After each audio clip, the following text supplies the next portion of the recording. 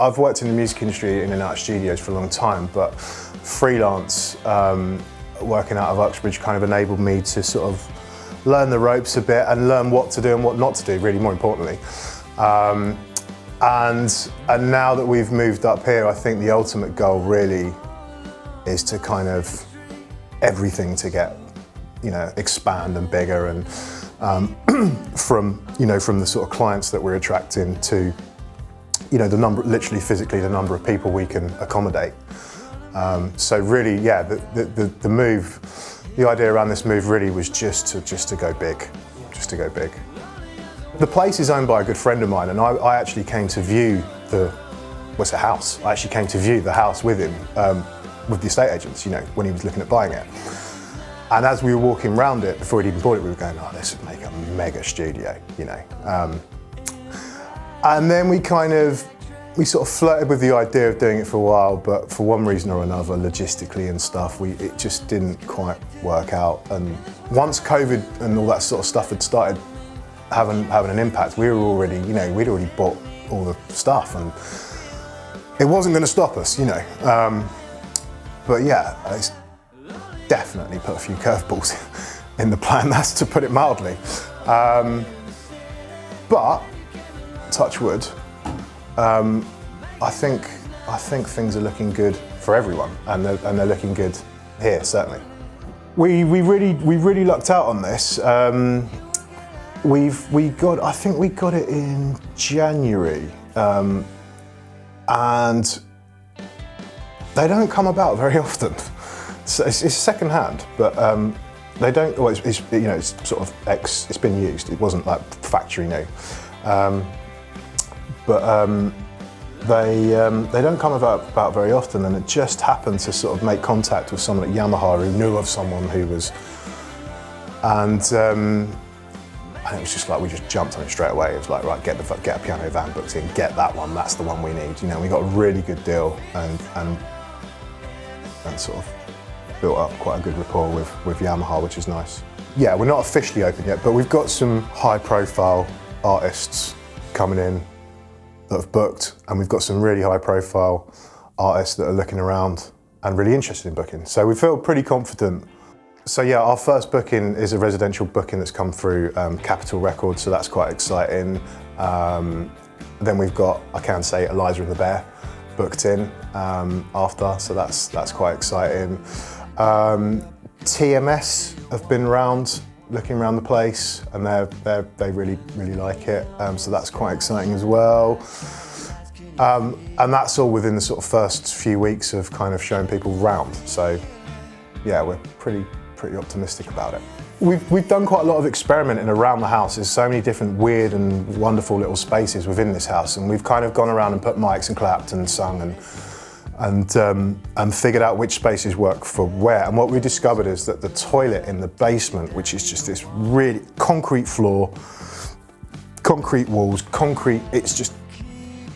it's quite an unusual sounding room. So what we've kind of done in there is put a PA speaker in the corner of the room, which just has a direct feed from the SSL permanently, like hardwired in. And a pair of U87s in there, equally measured from the speaker. And we just feed stuff through it and solo it and record it and print it back in, and that becomes our reverb, which then gets brought up on a return on the desk. And we can EQ it in real time, so as it's going out, we can EQ the reverb send and suit it to the track, and it just sounds so natural. It just glues the whole thing together because it is real. Like, and our ears do perceive. There is there is a reason why some reverbs are incredibly expensive, because they're modelled in such detail that our ears can perceive real reverb, and that is obviously a real reverb. And therefore it just kind of glues and sits and just kind of pulls the whole thing together in a really natural way. It sounds like it's been recorded in a beautiful space.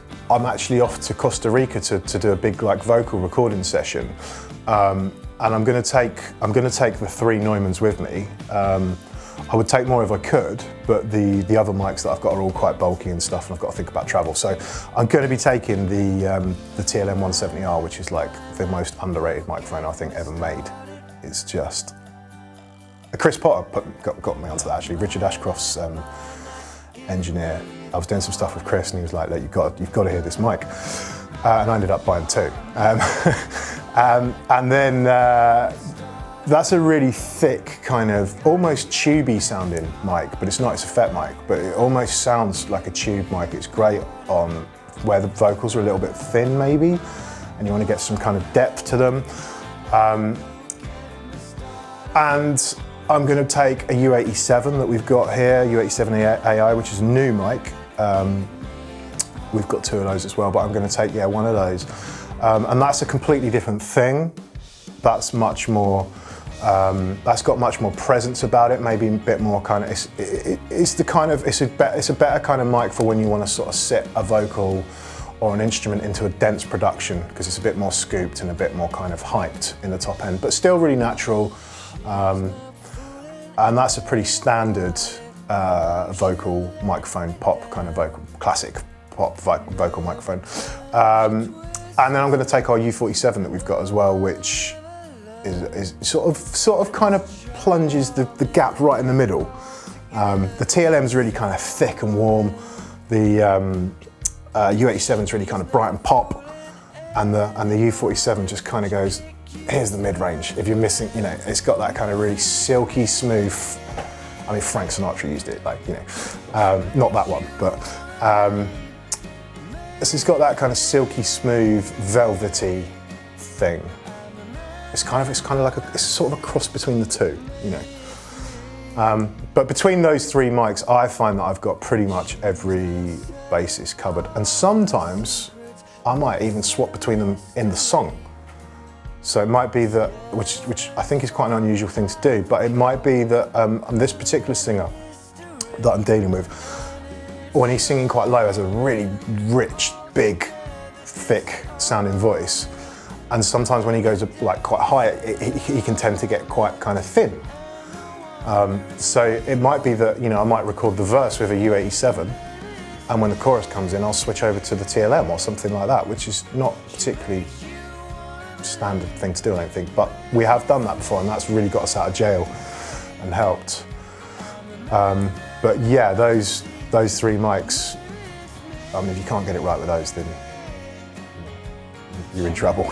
In this day and age where a lot of stuff's kind of done on computers, your D to A to D conversion interface, whatever you want to call it, is so important. I think it's probably second to the mic and the mic pre, it's like the most important part of the chain, really.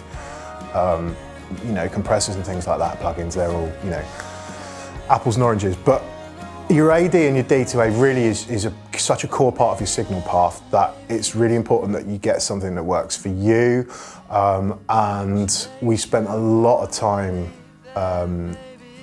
we hired in and got a lot of stuff in from manufacturers and run a lot of pretty boring, frankly, tests to check kind of which one did what and which one was going to work for us. And just the Focusrite just had this thing about it. And on blind tests, it just seemed to win. It just sounded the most natural. I'm talking about the RedNet here. We've got two Focusrite RedNet 2s, 32 in, 32 out, all coming off the SSL.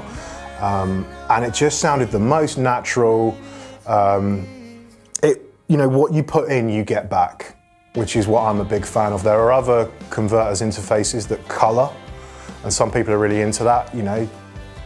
It's a bit of a lucky dip, really. You put something in and something else comes back out. But sometimes that can be a really good thing. But we spend quite a lot of time moving mics around and trying to get the sound right that I want to know.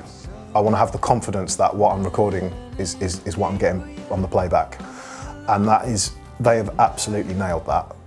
It's like you're in the room, and that's really what pulled us towards Focusrite. They just work, you just turn them on, there's never a problem. They're so reliable, they're so stable, there's never any kind of, once you get through that initial, which is By the way, the same with any converter and the computer. Once you get through that initial kind of you just switch it on and it just works and it just sounds great, and they sync up every time. There's never any kind of clocking issues. The clocking is phenomenal actually, between two units. They just work. It's pretty accurate sounding control room actually. I mean, you can hear yourself, it's pretty neutral sounding in here. There's no kind of, not much ugliness. Yeah, we've got an SSL, which we really like. That sounds great. And some really nice kind of choice bits of outboards. I'm always looking to kind of expand that, and I've got a bit of a gear addiction, you know, equipment addiction. So I'm always looking to expand that. But we're pretty well stocked in here. I think we can deal with most things. I like cranking the SSL on a snare drum. You know, I like kind of going, I will go to different pre's for different things. There's two paths in this desk, which we found quite seductive, and there is a big difference between them actually. You know, I tend to find that the E series is quite aggressive and great on guitars and things like that. It's got this nice kind of punchy mid-range, whereas the G's a bit smoother and a bit more kind of like softly. I tend to prefer the G, the sound of the G. But some people come in here and they're like, E, you know. So it's quite good to have. It's quite good to have that, and the EQ is really. I mean, it's an SSL, you know. Like they're really, you can really dial in and crank out like what you don't need without destroying it too much, really. We do a lot of sort of summing and bussing in the box, so you know. It might be that rather than bringing out 12p string section on 12 faders, I bring it out on 2, and I balance it in the desk and do some processing in the desk. I think that's probably fairly standard. Actually, to be honest with you, I hardly ever use all 24. I've kind of got this way of kind of condensing it down to about 20, and then sort of from kind of 20 to 24, I either use them as returns or roughs, or references or something like that. But it's great to be able to just go, right, okay, there's the mix, you know, what does the rough sound like? What's the reference sound like? You know, I really like that, that you can do that on this desk so easily. We'd like to win an MPG. That'd be good. But really everyone that's here just lives and breathes music. And as long as there's music, good music being made in this building, that's the aspiration really, to be honest with you. As long as we're working on music, we're doing something right.